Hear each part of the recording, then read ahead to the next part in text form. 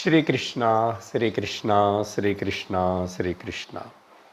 Gurur Brahma, Gurur Vishnu, Gurur Devo Maheshwaraha, Guru Sakshat Param Brahma, Tasmai Shri Gurave Namaha, Tasmai Shri Gurave Namaha. Hari Om Tat Sat. Shvetashvatara Upanishad. கடந்த சத்சங்கத்தில் நம்ம 5வது அத்தியாயத்தில் 3வது மந்திரம் வரைக்கும் பார்த்திருக்கோம். எல்லா உபனிஷத்தை போல்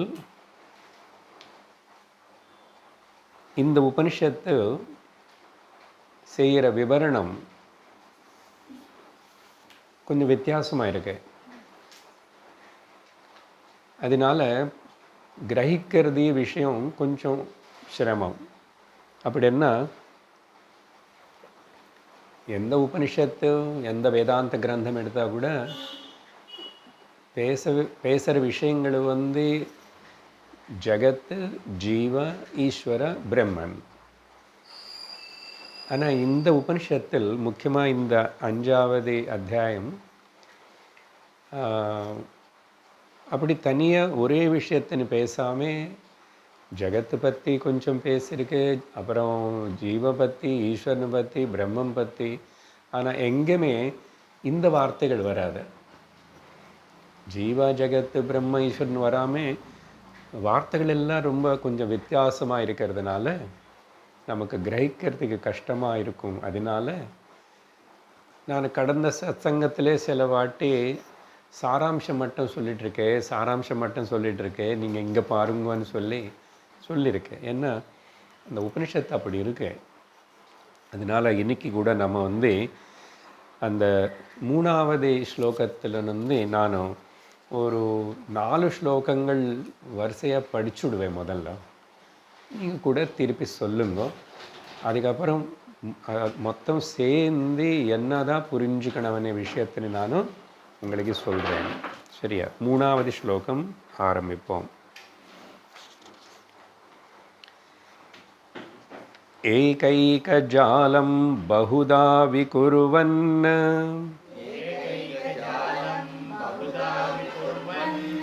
அஸ்மின் க்ஷேத்ரே சம்ஹரத்யேஷ தேவஹ.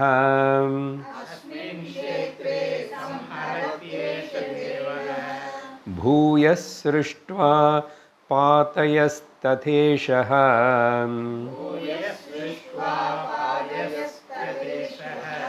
सर्वाधिपत्यं कुरुते महात्मा.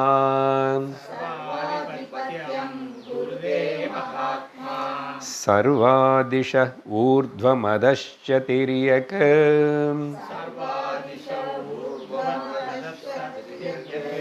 प्रकाशयन् भ्राजते यद्वनङ्गान्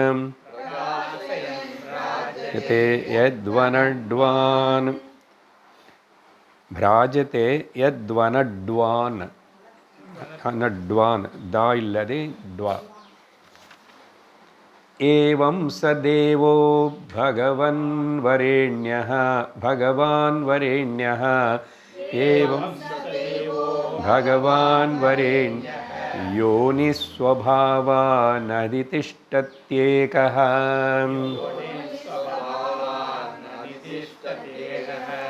यच्च स्वभावं पचति विश्वयोनिः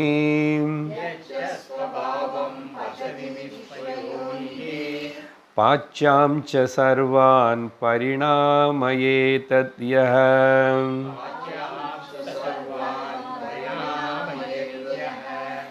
सर्वमेतद्विश्वमधितिष्ठत्येकः.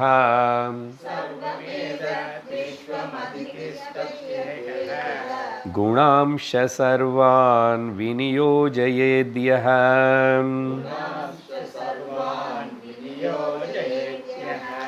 तद्वेद गुह्योपनिषत्सु गूढम्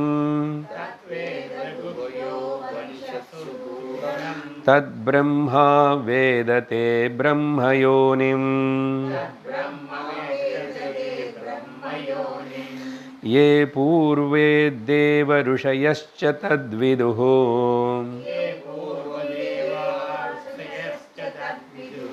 स्ते तन्मया अमृता वै बभूवुः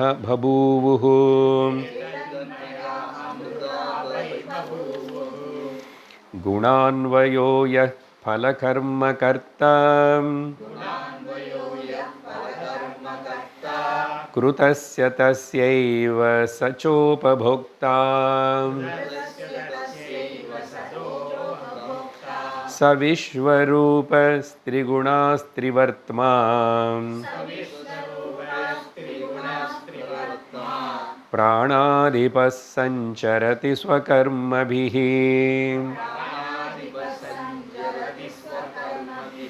अंगुष्ठमात्रो रवितुल्यरूपः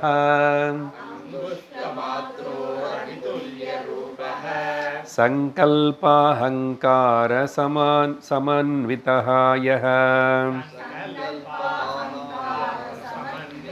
यः बुद्धेर्गुणेनात्मगुणेन चैव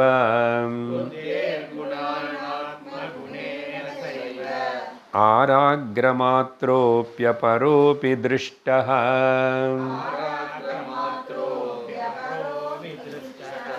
அங்க வரைக்கும் போதும்.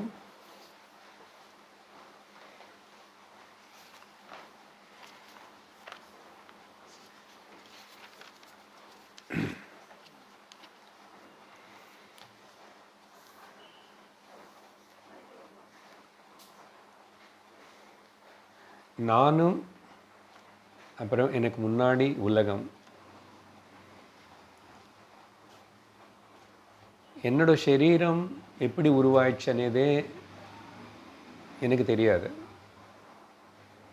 உருவானதுக்கப்புறம் இது நானும் நினச்சிக்கிட்டு இது என்னோட சரீரம்னு நினச்சிக்கிறேன். உலகமும் எப்படி உருவாயிடுச்சுன்னு எனக்கு தெரியாது. அதனால் இந்த சரீரம் வர்றதுக்கு, எனக்கு முன்னாடி காணப்படுற இந்த உலகம் வர்றதுக்கு காரணமாக வேறு ஏதோ ஒரு சக்தி இருந்திருக்கணும் அப்படின்னு சொல்லி அந்த மூணாவது விஷயத்தினையும் மூணாவது ஒரு சக்தியாக இருக்கேன்னு ஊகிச்சுக்கிறேன், இமேஜின் பண்ணுறேன், நம்புகிறேன். அதுக்கு ஏதாவது பேர் வச்சுக்கலாம், பல பேர் வச்சுக்கிறாங்க. கடவுள், ஈஸ்வரா, பகவான், சக்தி. இந்த மூணுமே உபனிஷத்து வேதங்கள் ஸோ நீ ஒரு ஜீவா, வெஷ்டி ரூபத்தில் தனியாக வாழ்ந்துட்டுருக்க. உனக்கான சில பிரச்சனைகள் இருக்குது. அந்த பிரச்சனைகள் எல்லாம் நீக்கிக்கணும்னு நீ முயற்சி பண்ணுற. உனக்கு பிரச்சனைன்னு உருவாக்குறதுக்கு காரணம் நீ சுற்றி இருக்கிற உலகம் கூட அப்படின்னு நீ நினச்சிக்கிற. அதனால் நீ இது எப்படியாவது ஏதாவது செஞ்சு மாற்றணும்னு முயற்சி பண்ணிகிட்ருக்க. அப்படி தானே? சரி, ஒரு உதாரணம் சொல்கிறேன். இப்போது இந்த ஜீவ ஜெகத் ஈஸ்வரானது இந்த மூணுத்துக்கு இருக்கிற சம்பந்தம் என்ன, இல்லை இந்த மூணுத்துக்கு கூட ஏதாவது இன்னொன்று ஆதாரமாக அசல் மூலமாக ஏதாவது வேறு இருக்கா அப்படின்னு சொன்ன உபனிஷத்துகள் சொல்கிறது. இந்த உபனிஷத்தில் கூட அதே விஷயம் சொல்கிறார்.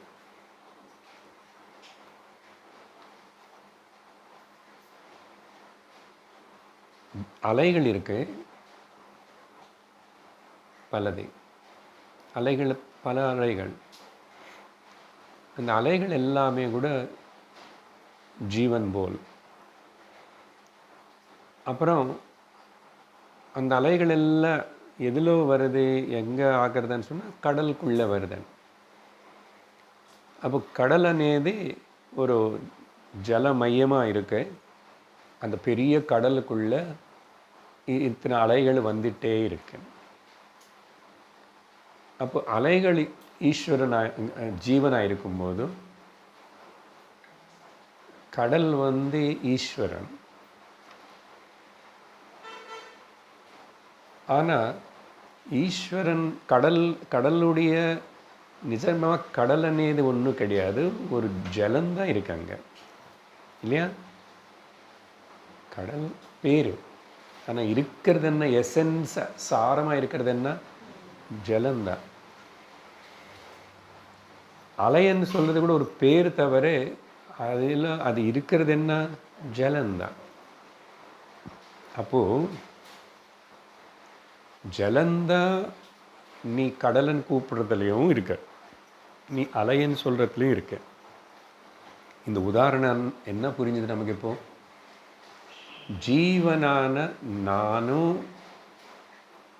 ஏதோ ஒரு பொருளாக இருந்திருக்கணும், ஈஸ்வரா அனே சொல்கிற அவரும் ஒரு வேற ஏதோ ஒரு எசன்ஸாக இருக்கணும்.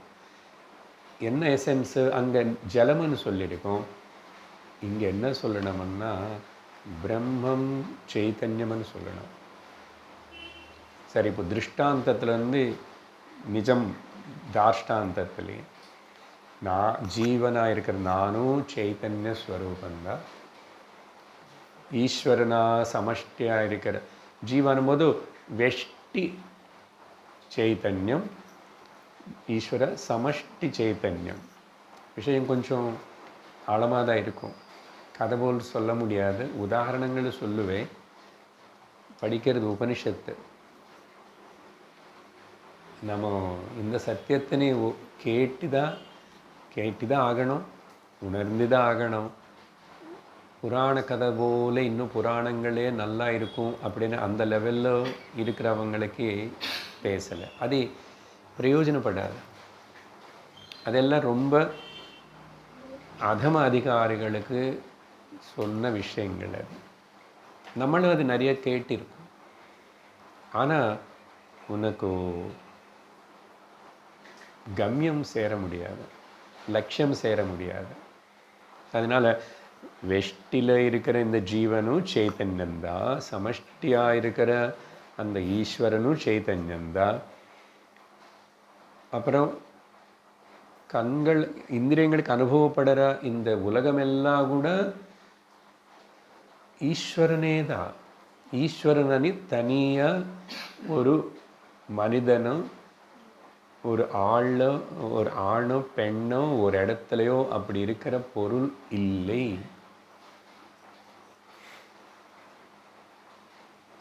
இது நம்ம ஏற்றுக்கலைன்னா, இது புரிஞ்சுக்கலைன்னா உனக்கு இந்த சம்சாரத்துலேருந்து விடுதலை கிடையாது. சம்சாரம் என்னென்ன? துக்கம், பயம், ஈஸ்வரனை பற்றி பயம், உலகம் பற்றி பயம், உலகத்தில் நடக்கிற விஷயங்களை பற்றி பயம், அதுக்கப்புறம் இந்த சரீரத்துக்கு வர சில மூப்பு வியாதி எல்லாம் பயம் இருந்துகிட்டே இருக்கும். எப்போ நீ இந்த சத்தியத்தினை உணர்வியோ, என்ன சத்தியம்? ஒரே பிரம்ம சைத்தன்யந்தான் மூணாக வியக்தமாகிறது. அந்த மூணில் கூட ஈஸ்வரன் நம்ம யாரும் பார்க்கல. ஈஸ்வரனை உணரணும் தவிர பார்க்க முடியாது. அதுதான் விஸ்வரூப தர்ஷன யோகம் சொல்லும் போது 11வது அத்தியாயம் கீதையில விவரித்து சொன்ன விஷயம் அதுதான். இப்போ நான் பார்க்கறது தான் விஸ்வரூபம், சமஷ்டி. அப்போது சரி, மூணாக வச்சுக்கிறோம், ஜீவ ஜகத்து ஈஸ்வரன். மூணுத்துக்கு என்ன மூலம் அப்படின்னு சொன்ன சத்து சித்து தான். சத்து சித்து, இருப்புதல் உணர்தல். அப்போது அது அதில் எந்த விகாரமும் எப்படிப்பட்ட ஒரு குறை, எப்படிப்பட்ட ஒரு டிக்ளென்ஷன் இல்லாதனால அது ஆனந்தம்.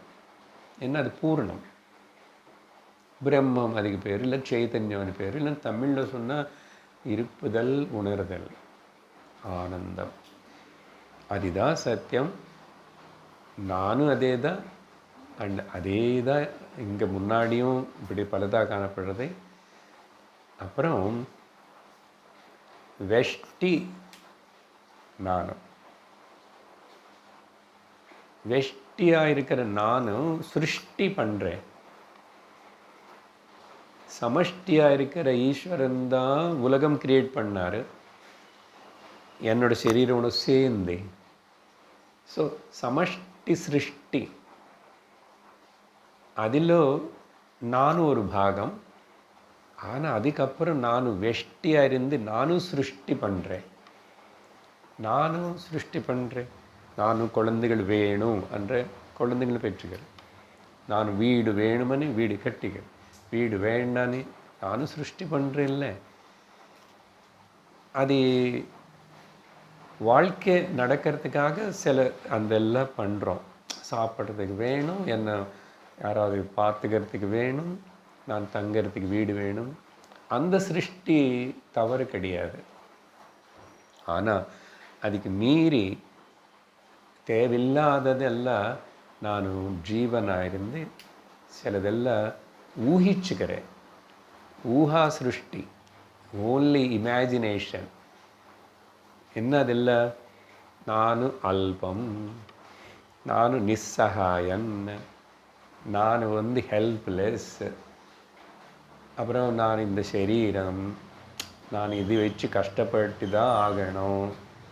இப்படி நான் இந்த மாதிரி எடை போட்டுக்கிட்டு இப்படி ஊகிச்சுக்கிட்டு நானும் சிருஷ்டி. இதில் சிருஷ்டின்னா எண்ணங்களோட சிருஷ்டி, பாவனா சிருஷ்டி. இப்போது ஒரு மனுஷனுக்கு துக்கத்தினை கொடுக்கறது, கஷ்டம் கொடுக்கறது வெளியில் இருக்கிற சிருஷ்டி இல்லை. வீடு இல்லாதவனு கூட வாழறான். 10 ரூம் இருந்து 10 மாளிகை வச்சு இருந்தவனும் வாழறான். ஆனால் எப்படி வாழறான்? மனசில் சாந்தி சுகம் இருக்கானே முக்கியம். அப்போது நிஜமான அந்த சாந்தி சுகமான வாழ்க்கைக்கு இந்த பாஹ்ய சிருஷ்டிக்கு சம்பந்தம் இல்லை. மனோ சிருஷ்டி, மனசில் நீ என்னென்ன கல்பனை பண்ணுறியோ அது மேலே ஆதாரப்பட்டிருக்கும். சரியா? அதனால இப்போது வெஷ்டியாக இருக்கிற நானும் சிருஷ்டி பண்ணுறேன். அப்போ சமஷ்டியாக இருக்கிற ஈஸ்வரனும் சிருஷ்டி பண்ணுறான். இங்கே பேதம் இன்னொன்று என்ன இருக்குன்னா, ஈஸ்வரன் மாயானே ஒரு பெரிய சக்தி வச்சுக்கிட்டு சிருஷ்டி பண்ணார் అని உபனிஷத்திலும் பார்த்தோம். இங்கெல்லாம் அதுதான் பார்த்தோம். ஆனால் அந்த மாயா சக்தி அந்த ஈஸ்வரனை தொந்தரவு பண்ணல. நான் இங்கே சிருஷ்டி பண்ணுறேன் பாருங்கோ, இதோட அகங்காரம் வச்சுக்கிட்டு, சுவார்த்த புத்தி வச்சுக்கிட்டு, அப்புறம் நிறைய இமேஜின் பண்ணி ஊகிச்சுக்கிட்டு நானும் சிருஷ்டி பண்ணானே, இதெல்லாம் அவித்யனால. அங்கே மாயாசக்தி, இங்கே அவித்யா. இந்த வெஷ்டியான எனக்கிட்ட வேலை பண்ணுற அந்த அவித்யா என்னை டாமினேட் பண்ணுறது. நான் அதுக்கு அடிமையாயிட்டேன். ஆனால் மாயாசக்திக்கு ஈஸ்வரன் அடிமையாகலை. அதனால் ஈஸ்வரன் சர்வஜ்ஞன், சர்வாந்தரயாமி, சர்வசக்திமான், சர்வவியாபி எல்லாம் இருக்குது. இப்போ என்ன பண்ணணுன்றீங்க? அப்போது நீ இந்த ஜீவ, ஈஸ்வரா, ஜகத்து, இந்த மாதிரி இந்த மூணுத்தினை பற்றி நீ ரொம்ப ஓரளவுக்கு விசாரணை பண்ணி தெரிஞ்சுக்கிட்ட போதும். மூணுத்துக்கு ஆதாரமாக இருக்கிற சத்து சித்தன்னு சொன்னார் பார்த்தீங்களா, அது என்ன ஆக்சுவலாக? அது கண்டுபிடிக்கணும், உணரணும். நானாவாக இருந்தால், ஆனால் நான் தெரிஞ்சுக்கலையே. உதாரணம் சொல்கிறேன் பாருங்க. நிறைய மரம் இருக்கும், இல்லை நிறைய ஜீவராசிகள் இருக்கு, நாய், பூனை, ஏதாவது. அது ஏதாவது கூட நான் நாய், நான் பூனை, இல்லை அந்த மரம் நான் மரம் அப்படின்னு அது சொல்ல முடியுமா? அது டிக்ளேர் பண்ண முடியுமா? அதுக்கு தெரியுமா? அதுக்கு தெரியாது. அதுக்கு தெரியாதுன்னு உங்களுக்கு எப்படி சார் தெரியும் அப்படின்னு கேட்கக்கூடாது. ஏன்னா அதுக்கு தெரிஞ்சிருந்தா அது நீ அதுக்கு கிட்ட போய் நீ ஒட்டுறதுக்கு போனப்போ அது கத்தி ஏதாவது சொல்லி, இல்லைன்னா பேசலை, ஆனால் உன் மேலே உளுந்திருக்கணும்.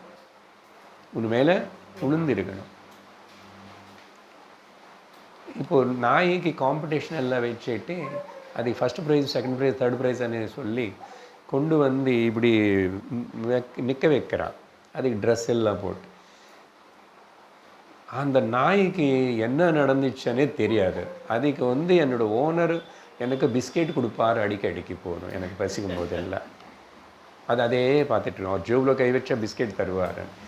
அதுக்கு போல் ஒரு மெக்கானிக்கலாக ஒன்று பண்ண தவிர அது எத்தனை வாட்டி மிஸ் யூனிவர்ஸாக வந்தால் கூட,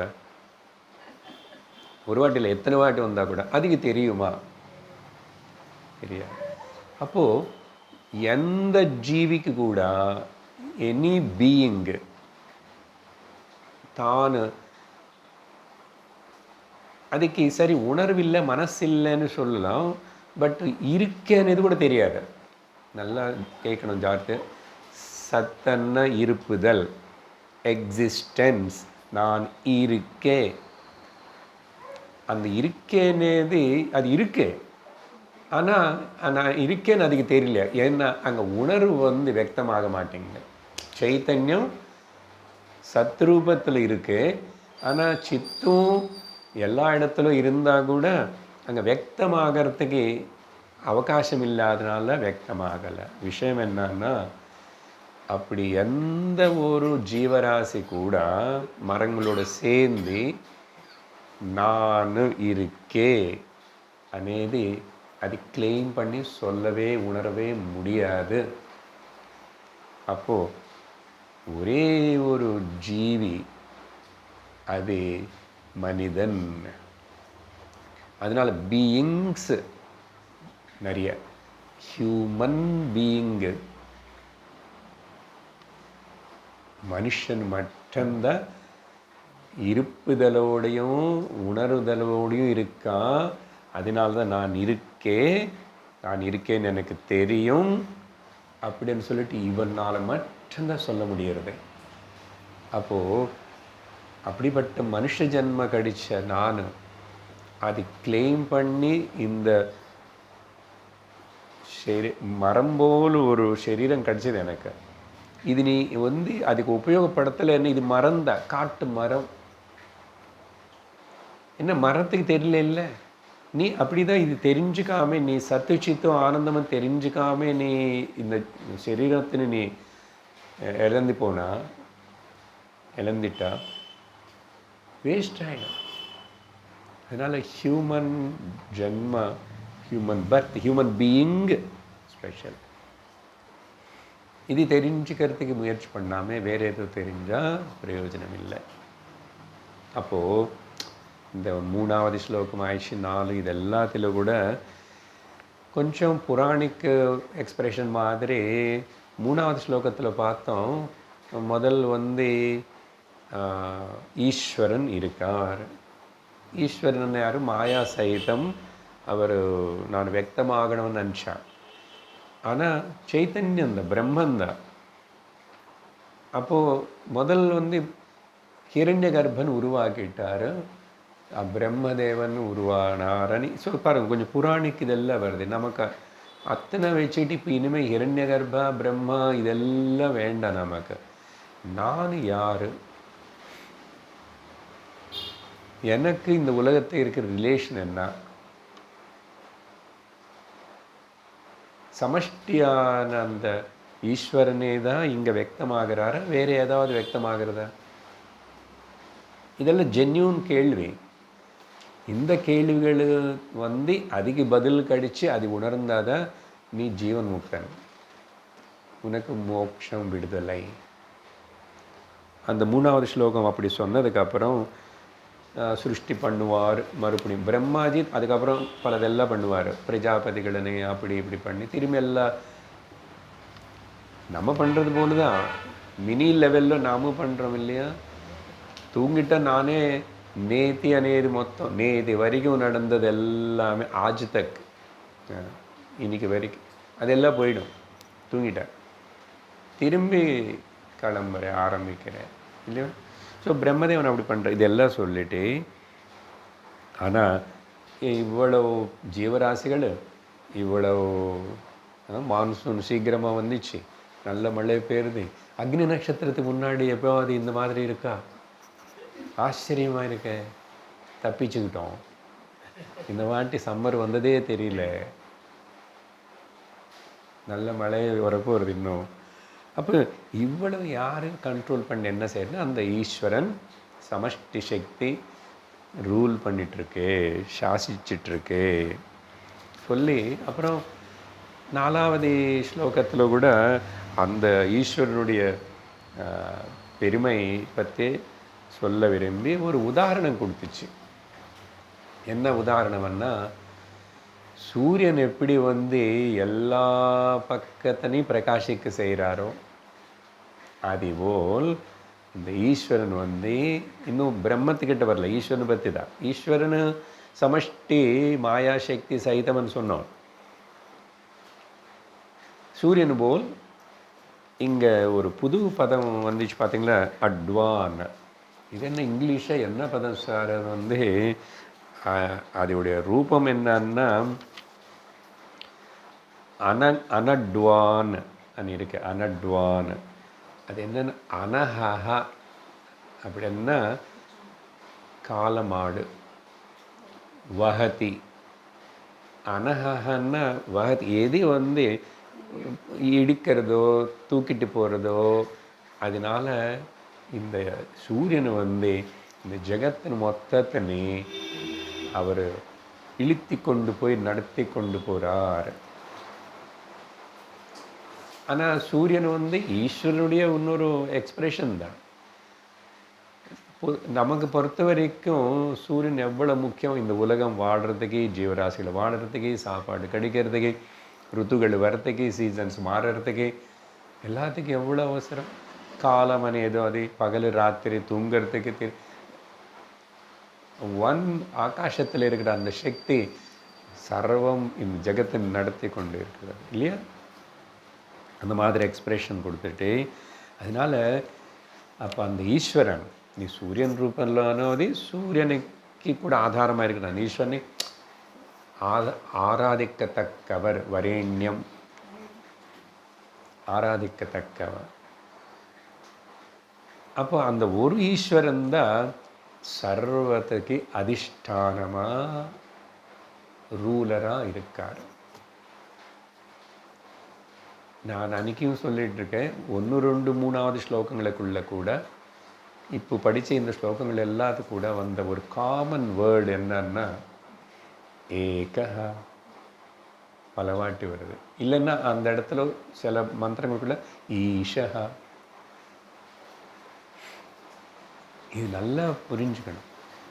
இந்த பேதம் போகணும்னு சொன்னால் அத்வைத்தம் புரிஞ்சு அத்வைத்த நிஷ்டை வர்றதுக்கு முன்னாடி கூட என்னுடைய சாதனை எப்படி இருக்கணும் அப்படின்னு சொன்னால், பலது இருக்கு, பலதெல்லாம் சத்தியம் அனே பாவனனே உட ஆரம்பி விட்டுடு. பலதான் அனுபவப்படுறது, பலதாக தான் காணப்படுறது, பலதாக தான் கேட்கப்படுறது, பலதாக தான் மணக்கிற எல்லாம் இருந்தால் கூட யோசிச்சு பாருங்க. இப்போது அது மரமாகட்டும், மனுஷனாகட்டும், இன்னொன்னாகட்டும், இன்னொன்று ஜீவி ஆகட்டும், எல்லாருக்குள்ளே இருக்கிறது பஞ்சபூதங்களா இல்லையா? பஞ்சபூதங்கள் அந்த என்ன புரியல சார், நீங்கள் எதுக்கு கொஞ்சம் சயின்டிஃபிக்காக சொல்லுங்கன்னு சொன்னால், இல்லை சயின்டிஃபிக்காக சொல்லுன்னு சொன்னால் என்ன இருக்கு? அதே எலும்பு, அப்புறம் ரத்தம், மாம்சம், மலமூத்திரங்கள் எல்லாம் அதே தான் இருக்கு. அது எல்லாமே எல்லாருக்கும் ஐரன், கால்சியம், பி விட்டமின், அது இது எல்லாம் சமம்னா அதுதான் வேணும். ஆனால் ஒருத்தர் குறைஞ்சது ஒருத்தருக்கு ஜாஸ்தி இருக்கு, ஆனால் கொடுக்க வேண்டியிருக்கு. ஆனால் எல்லாருக்கும் அதே தானே.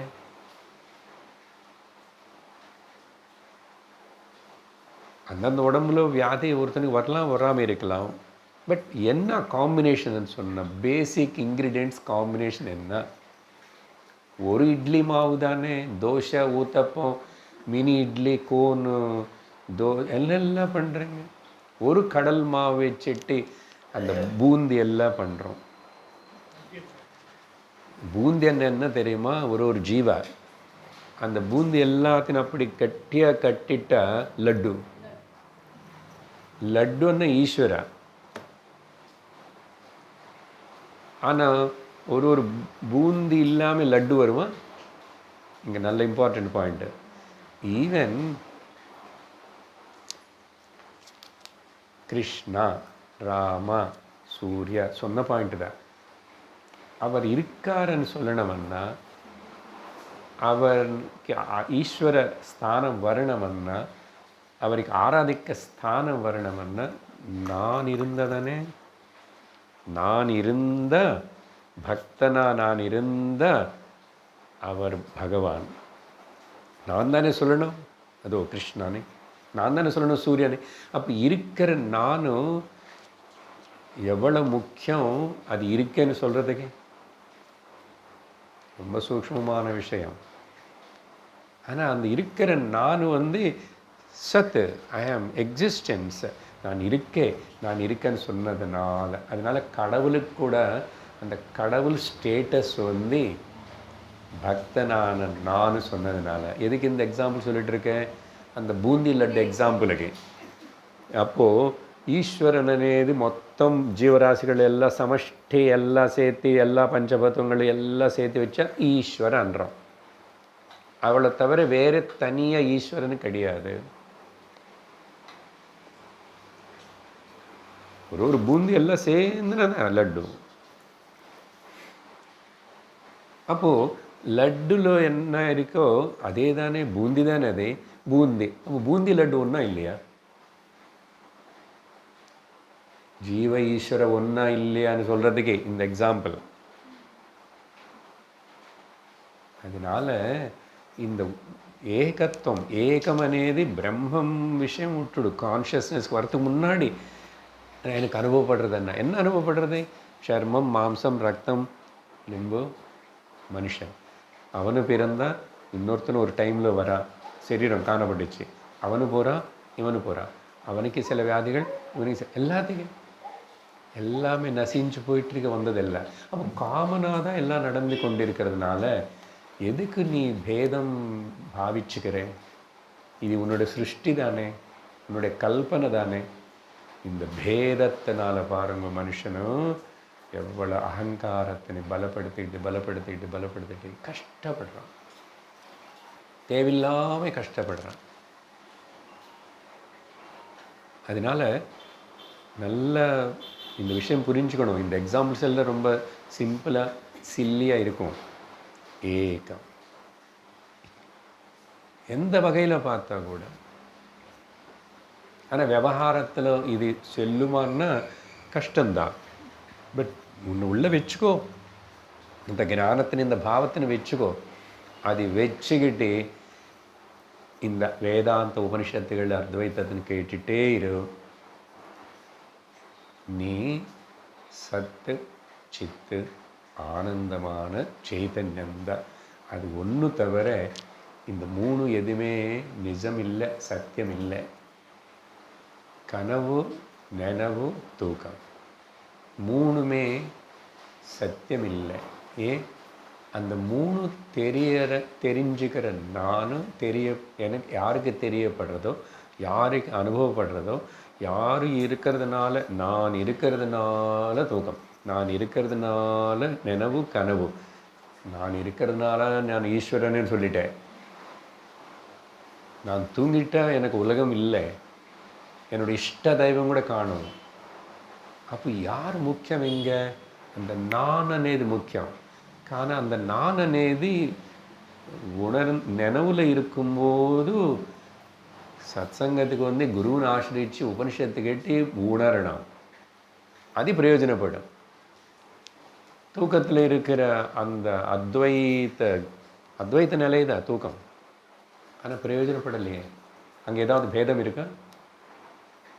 எந்த பேதமும் இல்லை. ஆனால் அந்த பேத ரஹித ஸ்திதி தூக்கம் உனக்கு நினைவுக்கு வந்ததுக்கப்புறம் பிரயோஜனப்பட்டுச்சான்னு கேட்குறேன். பிரயோஜனப்பட மாட்டேங்க. பார்த்தீங்களா? அப்போ அது பிரயோஜனப்படணும்னா అది చింతించి గమనించి నీ நினைவுలో இப்படி சூக்ஷ்ம புத்தியோட உடம்பு கொஞ்சம் எல்லா அவயவங்கள் புத்தி மனசு எல்லாம் ஒடுங்கிருக்கும் போதே கேட்டு உணர்ந்து தப்பிச்சுக்கோ. அஜ்ஞானத்திலும் தப்பிச்சுக்கோ, பந்தத்திலும் தப்பிச்சுக்கோ. அதனால் இங்கே இந்த 4வது ஸ்லோகத்தில் அந்த சூரியன் விஷயம் சொல்லி அதுக்கப்புறம் ஸோ எல்லாத்துக்கும் இப்போ எதுக்கு இதெல்லாம் எக்ஸ்பிளைன் பண்ணுறேன் நான், அதிஷ்டானம் எட் தி சிருஷ்டி வியாபாரிக லெவலில் பார்த்தா கூட வெஷ்டி லெவலில் விவகாரம், சமஷ்டி லெவலில் கூட விவகாரம் தான். ஆனால் இது ரெண்டுமே பாரமார்த்திகம் இல்லை, நிஜம் இல்லை. ஆனால் ஒரு லெவலில் என்னோடய அகங்காரத்தை நீ சரண்டர் பண்ணுறதுக்கு ஈஸ்வரனுக்கு சரண்டர் ஆகிறேன். அந்த அதிபதி அதிஷ்டானம்னு ஆனால் புரிஞ்சுக்கணும். இனிமேதுக்கு அப்புறம் அவனுக்கு ஆராதிக்கிறன்னு சொல்லிட்டு பயந்துட்டே எவ்வளோ நாள் இருப்பேன்?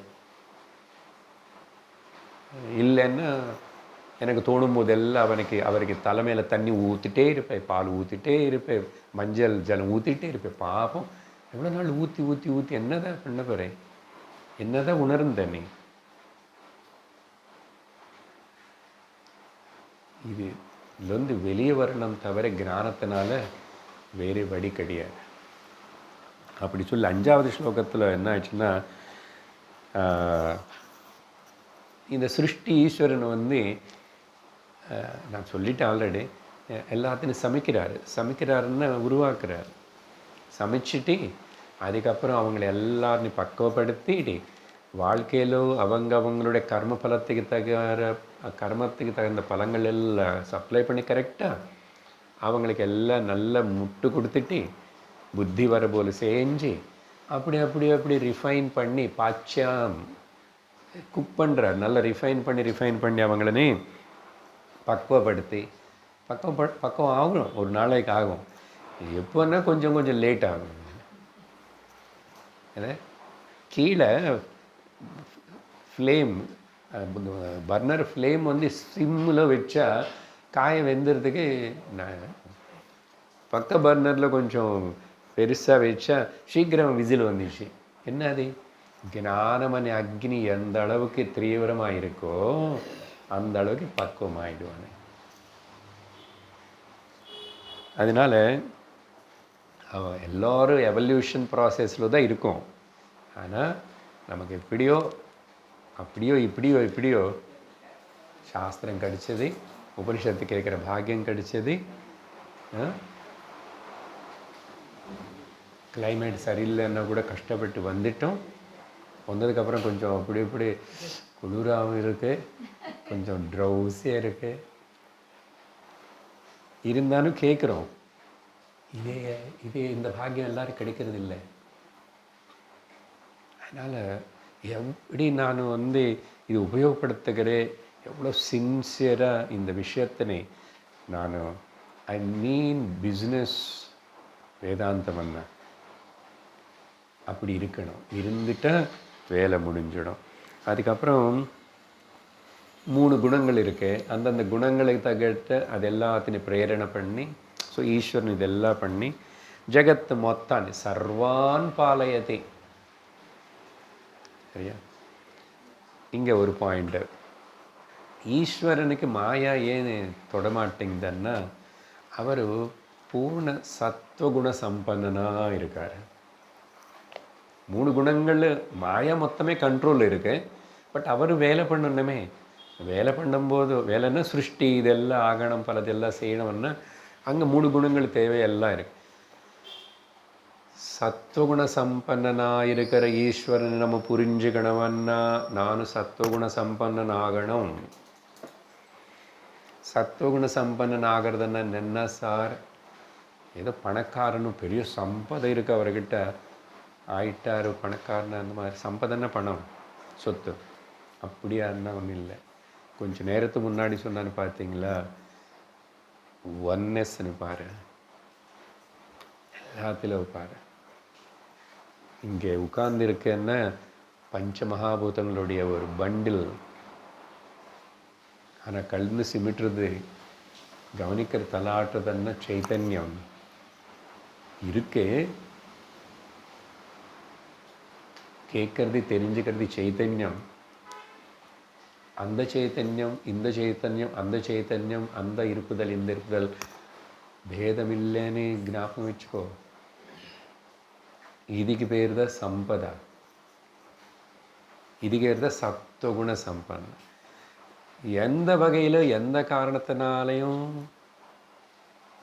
சிடம் எந்த காரணத்தினாலையும் எங்கும் பேதம் பார்க்காது.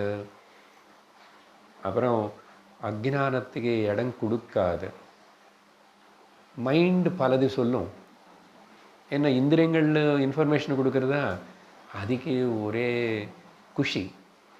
அது நீ எந்த அளவுக்கு அது நீ எக்ஸாசரேட் பண்ணி யோசிக்கிறதோ பேசுகிறதோ நினச்சிக்கிறதோ அதுக்கு ரொம்ப என்டர்டெயின்மெண்ட்டு. எலவ் பண்ணாது. அது என்னாவது சொல்லட்டும், எப்படி ஏற்பட்ட விஷயம் சொல்லட்டும், அது கடவுள் விஷயமே சொல்லட்டும், ஜகத்து வண்டர் ஆஃப் தி வேர்ல்டு அப்படின்னு சொல்லட்டும், எப்படி சொன்னால் கூட மாயா நான் அனே அந்த చైతన్యందా సత్యం,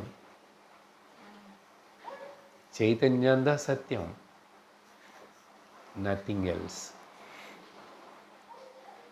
பட் அந்த சைத்தன்யம் நான் தெரிஞ்சுக்கணும், அது பூர்ணம்னு தெரிஞ்சுக்கணும், உணரணும். அது ஆனந்த ஸ்வரூபம் தெரிஞ்சுக்கணும்.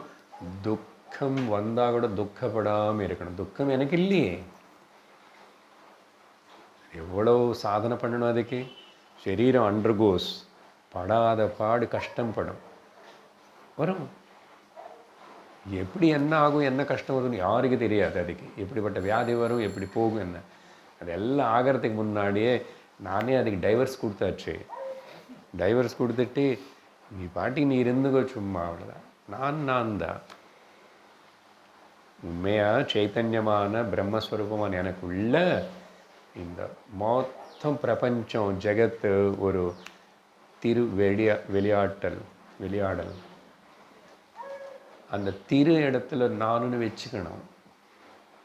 அது வச்சுக்கணும்னா எவ்வளவு பக்குவம் இருக்கணும், எவ்வளவு அறிவு இருக்கணும், எவ்வளோ சாஸ்திரத்தில் நமக்கு ஸ்திரத்துவம் இருக்கணும். ஞான நிஷ்டை வந்த திரு வெளியாடல். சினிமா கதா புராணம் இல்லை. மய்யேவ சகலம் ஜாதம் மயி சர்வம் பிரதிஷ்டிதம் மயி சர்வம் லயம் யாதி தத் பிரம்மாத்வயமஸ்மியகம்.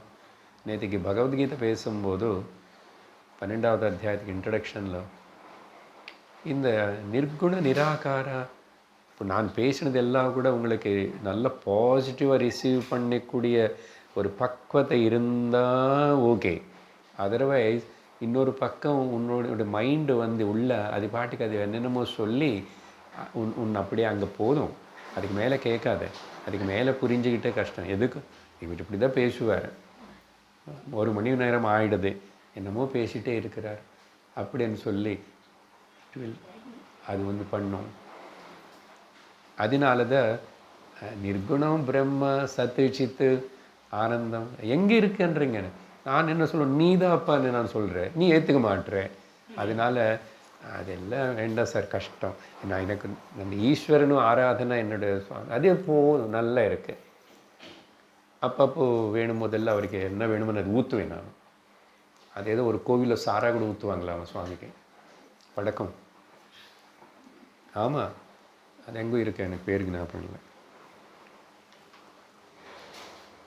என்ன நமக்கு என்ன பிடிக்கிறது, சுவாமிக்கு அதெல்லாம் கொடுக்கணும் இல்லையா? அதனால தான் அப்படியும் பண்ணி வச்சுக்கிட்டோம். அதனால தான் அந்த க்ஷுத்ர தேவதைகள் எல்லாமே மாம்சம் மது பானம் சாரா அது இதனி எல்லாம் இருக்கும். சாஸ்திரம் அது எல்லாத்தையும் கண்டெம் பண்ணுறது, சரியா? அதனால் இப்படி இங்கே ஸ்லோகங்களை பற்றி கவலைப்படாது. நான் ஜஸ்ட் ஏதோ அப்படி லிங்க் பண்ணிகிட்ருக்கேன் விஷயம் இது. அதுக்கப்புறம் 6வது ஸ்லோகத்தில் என்ன சொல்கிறாருன்னா, அங்கே தான் கொஞ்சம் உபனிஷத்துகள் அனு சொல்லி வார்த்தை வருது. வேதங்களுக்கு வேதங்களுடைய அந்தமான உபனிஷத்துடைய உள்ள கூடமாக பேசி சொல்லப்பட்ட சூக்ஷ்மமான விஷயம் இல்லையா? கிட்டத்தட்ட 3/4 மணி நேரம் பேசியிருக்கேன். முன்னாடி பேசின விஷயம் போல் தான் இருக்கு, பட் சூக்ஷ்மமாக இருக்கு. அப்போ நான் எவ்வளோ சூக்ஷ்மாதி சூக்ஷ்மமான புத்தி துவைத்தத்துக்கு, உலகத்துக்கு, அதுக்கு எதுக்கு முக்கியத்துவம் கொடுக்காம தன்னிஷ்டை என்னிலே நான் நிந்திட்ட அப்போ அதனால் அப்படிப்பட்ட அந்த பிரம்ம ஜானம் முதல் பிரம்மாஜி தெரிஞ்சுக்கிட்டாராமா. ஏன்னு சொன்னால் பிரம்மாஜி கூட வந்த உடனே அவருக்கு கூட பயம் வந்துச்சு, அவருக்கு போர் அடிச்சது. ஆமாம், போர் அடிச்சது. ஏகாக்கி நான் ரமத்தே. அதனால் நமக்கு எப்படி தொண்ணு இருக்கணும், ஆளில் இருக்கணும். அதனால தான் கல்யாணம் பண்ணிக்கிறோம், அதெல்லாம் பண்ணுறோம். பட் வரும்போது தனியாக தான் வந்தேன், போகும்போது தனியாக தான் போக போகிறேன். எவ்ரிடே தூக்கத்தில் நீயாக தான் தூங்குற அப்படின்னு நீ உன்னோட ஸ்வரூபத்துக்கு நீயாக தான் போவே. நீ அங்கே யாராவது கூப்பிட்டுட்டு போறியா? வாங்க தூங்கலாமான்னு கூப்பிடலாம், ஒரே பெட் மேலே படுத்திருக்கலாம். தூங்குனதுக்கப்புறம் எங்கே இருக்கு ஞாபகம் இருக்கா? ஏதாவது முடியாதங்க, நீதான். அப்போ பிரம்மாஜிக்கு கூட பயம் வந்துச்சு, போர் அடிச்சுது. மொத்தத்தில் எப்படியோ அதான் நம்மளுக்கு கூட அப்படி தானே வாழ்க்கையில். எனக்கு கொஞ்சம் டென்ஷனாக இருக்குது, டிப்ரெஷனாக இருக்குது, போர் அடிக்கிறது, பயமாக இருக்குது, வாழ்க்கைன்னா இருக்குல்ல. ஈஸ்வரன் கிருபை இருந்துச்சுன்னா இப்படி தேடி சத்சங்கத்துக்கு வந்து சிரவணம் பண்ணி நிம்மதி ஆகிடுறோம். பிரம்மாஜி கூட அப்படி அவர் வந்து யார் இல்லைன்னா கூட எப்படியோ தப்பம் பண்ணுன்னு வார்த்தை கேட்டுச்சு. பாகவத்தில் பார்த்தோம், தப்பம் பண்ணு அப்படின்னு உட்கார்ந்தார். உட்காந்து சிந்திக்க ஆரம்பித்தார். ஞானோதயம்னா அப்புறம் பெருமாள்னு பார்த்தார். அது இல்லை, மொத்தத்தில் என்ன அங்கே வேதங்கள் ஞானம் எல்லாம் வந்துச்சு, எல்லாம் வந்துச்சு. மொத்தத்தில் என்ன பிரம்மாஜிக்கு கூட முதல்ல பிரம்ம ஜானம் அவர் அடைஞ்சார். அதுக்கப்புறம் தேவதைகளும் சில பேர், எல்லா தேவதைகளும் இல்லை, அவங்களும் அடைஞ்சாங்க. அப்புறம் ரிஷிகளும் தெரிஞ்சுக்கிட்டாங்க. தேவதைகளோடு தெரிஞ்சுக்கணுமா சார் இது? நாங்கள் தான் அந்த தேவதைகள் பின்னாடி ஓடிட்டுருக்குறோமே. இன்னும் நீ தேவதைகள் பின்னாடி ஓடிட்டுருக்கிற வரைக்கும் அவங்கள ஒன்று ஏமாற்றுவாங்க.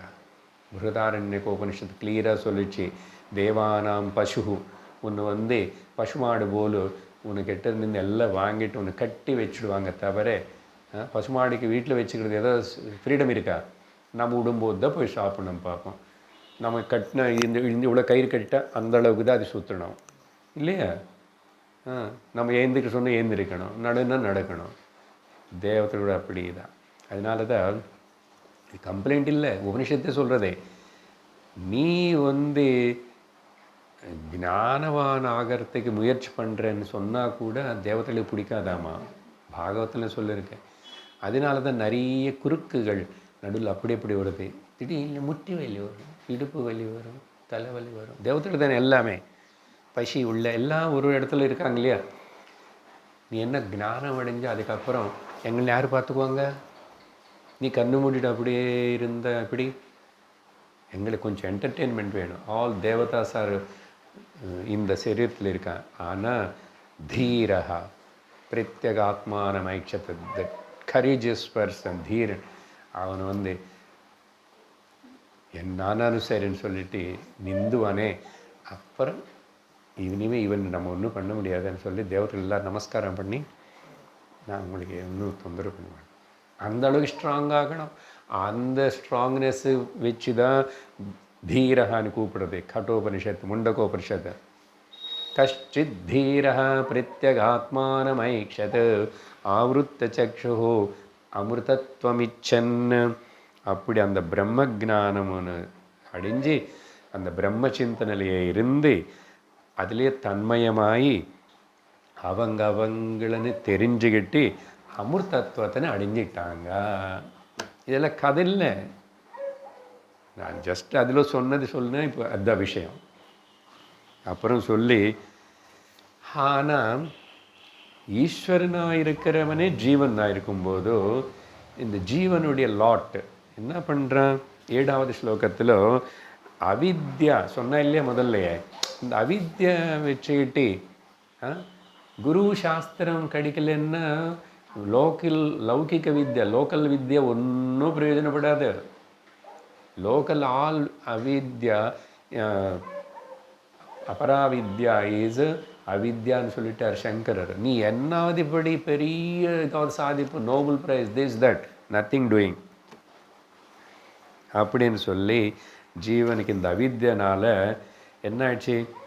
குணங்கள் இருக்கு இவனுக்கு 3 உள்ள. என்ன சரீரம் குணங்கள்னாலும் செய்யுது, மனசு 3 குணங்கள். ஆனால் அதுக்கு முக்கியத்துவம் கொடுக்குறான். அது மேலே கண்ட்ரோல் இல்லை, வாழ்க்கையில் டிசிப்ளின் இல்லை, அனுசாசனம் இல்லை.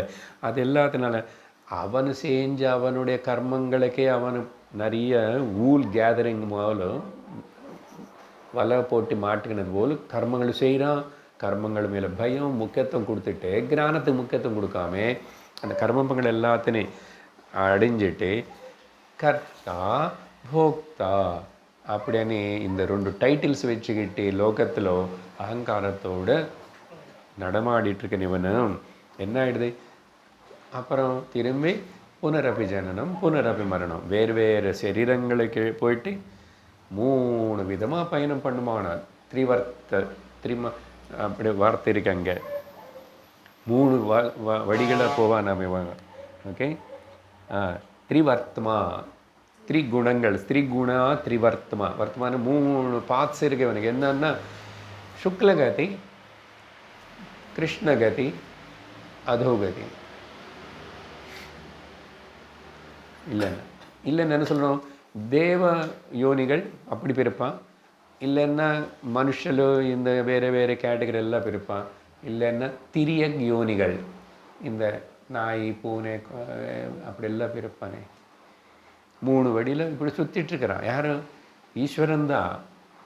ஆனால் அவித்யில் இருந்தீங்க இப்படி ஒரு ட்ராஜடி நடந்து கொண்டிருக்கிறது. இவனும் உண்மையாக பார்த்தா இந்திரியங்கள் எல்லாத்துக்கும் நான் அதிபதி தானே, மனசு இருக்கு எனக்கு. அப்போ நான் என் இந்திரியங்கள் எல்லாத்தையும் நான் தானே அதிபதி, மாஸ்டரு. ஆனால் அப்படி இருக்கிறதா? அப்படி இருந்தால் கூட இவனும் பிராணாதிபதிகான்னு எழுதியிருக்காங்க, இந்திரிய அதிபத்தின்னு அர்த்தம்.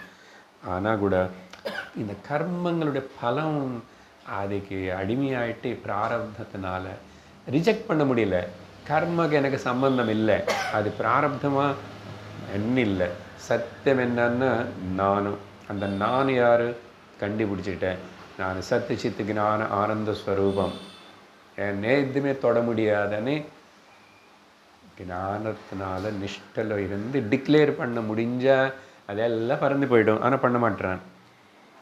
இப்படி சுற்றிட்டே இருக்கிறாங்க. ஜீவா ஸ்லாட். ஜீவா யாரும் இல்லை, ஜீவ பாவனை நிஜமில்லை, பிரதிபிம்பம் தானே. பட் நம்ம இதில் இருந்த இந்த சரீரத்திலேயே நம்ம இது ரிஜெக்ட் பண்ணணும், நெகேட் பண்ணணும். பஞ்ச கோஷங்களனு, பஞ்ச பிராணங்களனு, மனோபுத்தி சித்தஹங்காரம் சும்மாவா நிர்வாண சக்தி எதிர்க்காரு சங்கரர். மனோபுத்தி அகங்கார சித்தானி நாமம். இதே பாடுறதுக்கு ஸ்லோகம் இல்லை. நிதித்தியாசனம். நச்ச ஸ்ரோத்திர ஜிவ்ஹே நச்ச கிராண நேத்ரே. அர்த்தம் தெரிஞ்ச தினந்தோறும் அதை சொல்லி ஆரம்பிக்கணும் வாழ்க்கை. திரும்பி திரும்பி படிய போல ஸ்கொயர் 1 போய் விழுந்துடக்கூடாது. டே பை டே உபனிஷத்து முடிய போகிறது. 5வது அத்தியாயத்துக்கு வந்துட்டோம். அது கேட்டோம், இது கேட்டோம். I must elevate myself. Lift yourself by yourself. உத்தரேத் ஆத்மனாத்மானம் அப்படின்னு சொல்லி 8வது ஸ்லோகம் கூட படித்ததுனால அதையும் கொஞ்சம் சொல்லிடுறேன். என்னன்னா நிஜமாக இவன் உபனிஷத் எக்ஸ்பிரஷன், கட்டோபனிஷத்து, முண்டகோபனிஷ, அங்குஷ்டமாத்திர புருஷ. ஓகே, அங்குஷ்டமாத்திரம்னு ஒரு சின்னது ஜீவனுக்கு இப்படி ஏன் இப்படி கொடுக்குறதுன்னா அது நிஜமாக அப்படி லிட்டரல் எடுத்துக்கூடாது. ஓ இவ்வளோ சைஸா அப்படி அதுக்கு ஹார்ட்டுக்குள்ளே நீ கை மடித்து வச்சா ஓ அவ்வளோதான் இடம் இருக்கும். இதெல்லாம் தேவையில்லை. நீ எப்படி அங்குஷ்ட மாத்திரம் ஆயிடுவே? ஏன்னா இது இப்போ எங்கே புரிஞ்சுக்கிறது? நீங்கள் எங்கே புரிஞ்சுக்கிறீங்க? ஹிருதயத்தில் தானே புரிஞ்சுக்கிறீங்க, புத்திக்குள்ளே தானே. அதனால் அது இவ்வளோ சரீரம் ஆத்மா எல்லா இடத்துல இருந்தால் கூட இங்கே கன்ஃபைனாக இருக்கிற போல தானே ஆத்மா எல்லா இடத்துலையும் இருக்கு. அதனால் நீங்கள் ஞானம் அடைஞ்சதுனால அவங்களுக்கு ஞானம் அடைய முடியாது. அந்தந்த இன்ஸ்ட்ருமெண்ட்டில் அவங்க உணரணும். என்னது? ஆத்மா சர்வத்திர இருக்குது. ஆனால் உணர வேண்டியது எங்கே? இந்த சின்ன ஹிருதயத்தில் புத்திக்குள்ள. அதனால் அங்குஷ்ட மாத்திரம். இவன் சூரியன் போல் பிரகாசிக்கிறவனாமா. நல்ல எக்ஸ்பிரஷன் பார்த்தீங்களா? ரவி துல்லிய ரூபா, ரவி போல். ஆனால் என்ன பண்ணுறான்? சங்கல்பம், அது பண்ணணும், இது பண்ணணும், அது செய்ய வேண்டாம், இது செய்ய வேண்டாமா, அது கட்டணும், இது கட்டணும், அது அவங்க குழந்தை எல்லாம் இருக்கே. அதே சத்தியமான அதுக்கு பின்னாடி காலம் தள்ளிட்டுருக்கு. அதனால் அப்புறம் அகங்காரம். நான் பார்த்து இவ்வளோ பண்ணியிருக்கேன், இவ்வளோ சாதிச்ச, இவ்வளோ சொன்ன, இவ்வளோ செஞ்ச, இவ்வளோ எழுதிட்டேன், இவ்வளோ பேசிட்டேன், எல்லாம் அகங்காரம். சங்கல்ப அகங்காரங்களனால அதுக்கு அடிமையாகி சமன்விதாகி என்ன அப்புறம் புத்தேகே குணம் ஆத்மகுணேன. புத்தியில் 3 குணங்கள் இது இருக்குது. அதுக்கு இப்போ ஷார்ப்னஸ் கொடுக்கல. சத்சங்கத்துக்கு போய் குரு வாக்கியங்களை கேட்கல. அதனால மனசு ஸ்ட்ராங்கு கிடையாது. மனசு எப்போ ஸ்ட்ராங்காக இல்லையோ புத்தி ஸ்ட்ராங்காக இல்லை முதல்ல. அதனால் ஹையர் மைண்டும் வீக்கு, லோயர் மைண்டு வீக்கு. அவனை இப்படி நான் வேறே அபரஹாபி திருஷ்டா. அபரஹன்னா நான் இந்த பிரம்மம் நான் ஆக முடியாது. நீங்கள் வேறு ஏதாவது சொல்லுங்கள். நீ நல்லவன்னு சொல்லுங்க, நான் ஒத்துக்குவேன். நீ பக்தன்னு சொல்லுங்க, ஒத்துக்குவேன். நீ ரொம்ப தானம் பண்ணுறோம், தானவீர இதெல்லாம் ஒத்துக்கிறேன். நீ பிரம்மம், நீ ஈஸ்வரன் ஒன்றுதான்னா அது மாட்டம் நான் ஒத்துக்கலைன்னு தான் பிடிவாதம் இருக்கிறோம். எப்படி 25 வருஷம் குரு இப்படி உபதேசம் பண்ணி பண்ணி பண்ணி பார்ப்போம், அவருக்கு இனிமேல் பேச முடியாது. குரு கடிச்சு இருந்து அவருக்கு இன்ஸ்ட்ருமெண்ட் தானே. எவ்வளோ நாள் பேசும் இந்த சரீரம், இந்த வாய் எப்படி பேசும்? அதனால் எந்த அளவுக்கு நம்ம அள்ளிக்கணுமோ அந்த அளவுக்கு அந்த ஞானத்தினை அள்ளிக்கணும். ஏன்னா குரு கூட ஒரு உபாதியிலோ தான் நமக்கு காணப்படுவார். அதுக்கு ஒரு லிமிட்டேஷன் இருக்கே. அதனால் நம்ம எப்படி இருக்கணும்? ஆன் வார் ஃபுட்டு அன்னிட்ட இருக்குது. எப்படி அந்த அளவுக்கு இப்படி கமிட்மெண்ட்டோடு இருக்கணும்.